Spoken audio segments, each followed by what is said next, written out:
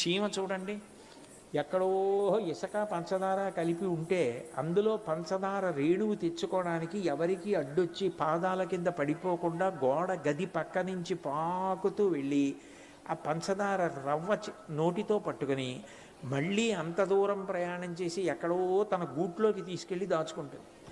దానికి పంచదార రవ్వ తీసుకెళ్ళడం మీద ఉన్న దృష్టి తప్ప ఇక ఏ విషయం మీద దానికి దృష్టి ఉండదు. మీరు చీమలా ఉండాలి, మీ లక్ష్య సాధనలు బాతులా ఉండాలి.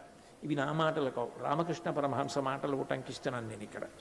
బాతు నీళ్లల్లో తిరుగుతుంటుంది, కానీ దానికి గొప్పతనం ఎక్కడుంటుంది అంటే తెల్లగా ఉంటుంది.